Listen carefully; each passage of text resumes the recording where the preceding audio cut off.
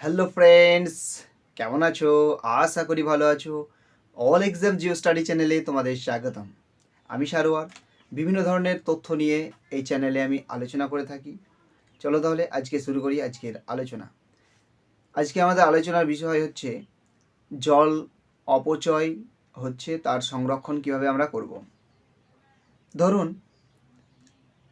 আপনি একদিন সকালবেলায় ঘুম থেকে উঠে দেখছেন, খবরে শুনছেন যে পুরো পৃথিবীর জল শূন্য হয়ে গেছে। তাহলে আপনি কি করবেন? অবাক হচ্ছেন? এটাই হতে চলেছে। আগামী 30 থেকে 40 বছরের মধ্যে এই রকমই কিছু একটা ঘটনা ঘটতে চলেছে। আপনার মনে প্রশ্ন জাগতে পারে যে কিভাবে এরকম সম্ভব হতে পারে? হ্যাঁ, এটাই ঘটতে চলেছে। যদি আমরা এরকমভাবে জলকে নির্বিচারে অপচয় করতে থাকি।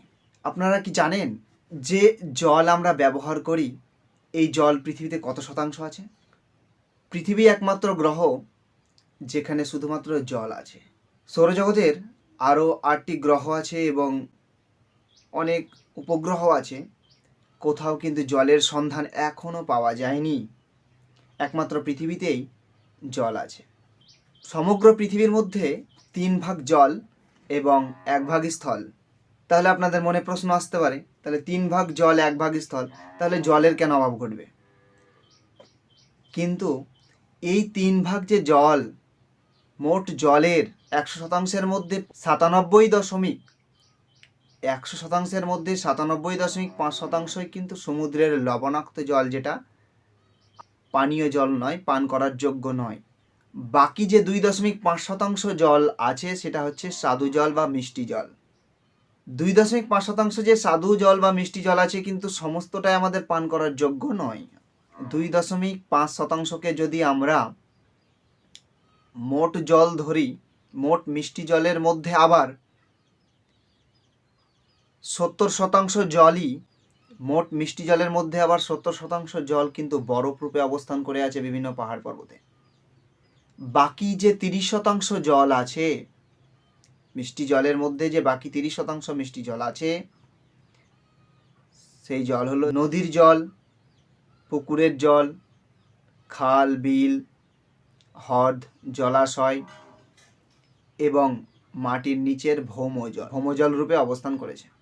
এই 30%-এর মধ্যে আবার শুধুমাত্র 10% ভৌমজল, যার মধ্যে আবার 5% পান করার যোগ্য, পান করার উপযোগী, যেটা আমরা পান করে থাকি, নলকূপের মাধ্যমে উত্তোলন করে থাকি। এই 5% জলই আমরা অবাধে নির্বিচারে অপচয় করছি, বেহিসাব অপচয় করছি। পৃথিবীর মোট জলের মাত্র 0.25% পান করার উপযোগী। পৃথিবীর মোট জল যে 3 ভাগ জল 100% ধরি, সেই 100%-এর মধ্যে মাত্র 0.25% পান করার উপযোগী। আর এই জল আমরা নির্বিচারে অপচয় করছি। স্নান করার সময় নল চালু রেখে জল অপচয় করছি। শহর এলাকায় নলের মাধ্যমে, পাইপ লাইনের মাধ্যমে জল পাঠানো হয়, সেই নল খোলা থাকে, জল প্রবাহিত হতে থাকে। গ্রীষ্মকালীন এবং শীতকালীন কৃষিকাজের ক্ষেত্রে ধান চাষে প্রচুর পরিমাণে নলকূপের মাধ্যমে জল উত্তোলন করা হয়, যার ফলে আমাদের ভৌমজল স্তর ধীরে ধীরে ক্রমশ দ্রুত হারে কমছে। জলস্তর অনেক নিচে নেমে যাচ্ছে। ভারতের অনেক রাজ্য আছে যেখানে এখন আর পাইপ লাইনের মাধ্যমে ভৌমজল উত্তোলন করা হয় না, পানীয় জল পাওয়া যায় না, নলের মাধ্যমে নাগাল পাওয়া যাচ্ছে না। সেরকমই কয়েকটি রাজ্য, মহারাষ্ট্র, গুজরাট, রাজস্থান, মধ্যপ্রদেশ, এছাড়াও দক্ষিণ ভারতের কিছু কিছু রাজ্যেও এরকম জলের সংকট দেখা দিচ্ছে। এই সমস্ত রাজ্যের এমন অনেক এলাকা আছে, অনেক জেলা আছে, যে সমস্ত জেলাগুলো থেকে মাইলের পর মাইল হেঁটে মানুষ মাথায় করে জল বয়ে নিয়ে আসে। আমাদের ভৌমজল স্তর নেমে যাওয়ার প্রধান কারণ হচ্ছে গ্রীষ্মকালীন কৃষিকাজ, ধান চাষের ক্ষেত্রে সবচাইতে বেশি, এবং শীতকালীন ধান চাষের ক্ষেত্রে সবচাইতে বেশি জলের অপচয় হয়ে থাকে। এছাড়াও শহর এলাকায় প্রচুর জল অপচয় হয়ে থাকে। এর ফলে ভৌম জলস্তর দ্রুত হারে কমছে। এইভাবে দ্রুত হারে জলস্তর কমতে থাকলে একসময় নলকূপের মাধ্যমে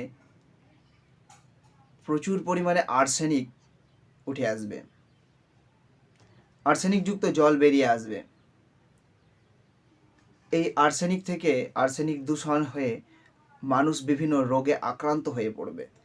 বিজ্ঞানীরা গবেষণা করে দেখেছেন যে আগামী 2040 সালের মধ্যে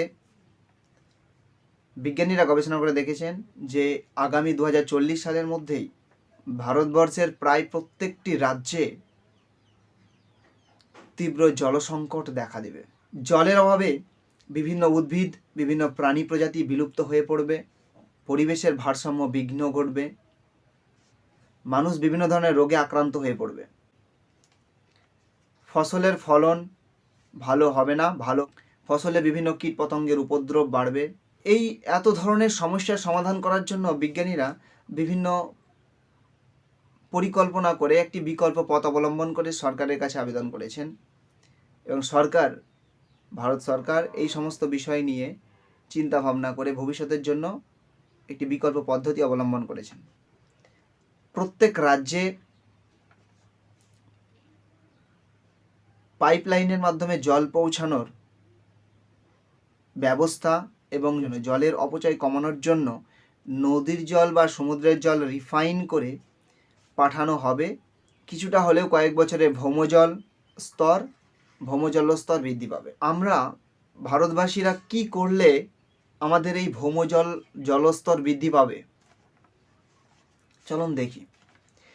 জলস্তর বৃদ্ধি পাওয়ার জন্য আমাদেরকে কি কি করা প্রয়োজন। আমাদের প্রধানত বৃষ্টির জল সংরক্ষণ করে পাইপের মাধ্যমে ভূগর্ভে পাঠানোর চেষ্টা করতে হবে। মানুষকে প্রচুর পরিমাণে গাছ লাগাতে হবে। বিনা কারণে জল অপচয় না করা বা জল ব্যবহার না করা। শহরের টাইম কলগুলোকে বন্ধ রাখা ব্যবস্থা করতে হবে। বৃষ্টির জল ধরে রাখতে হবে এবং সেই জলকে বিভিন্ন কাজে ব্যবহার করতে হবে এবং ভৌমজলকে বাঁচাতে হবে। এর ফলে আমরা কিছুটা হলেও ভৌমজল বাঁচাতে পারবো। আমার ভারতবর্ষের প্রত্যেকটি মানুষের কাছে আবেদন যে আমরা ভবিষ্যতের জন্য জল যেন অপচয় না করি, বিনা কারণে নল যেন চালু না রাখি, জল সাশ্রয় করতে হবে আমাদেরকে।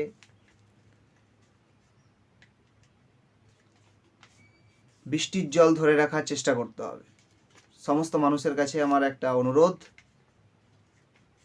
যেন জলের অপচয় আমরা কম করি। ধন্যবাদ। সকলে সুস্থ থাকবেন, ভালো থাকবেন। চ্যানেলে নতুন হলে চ্যানেলটিকে সাবস্ক্রাইব করবেন আরও নতুন তথ্য, বিভিন্ন ধরনের তথ্য পাওয়ার জন্য।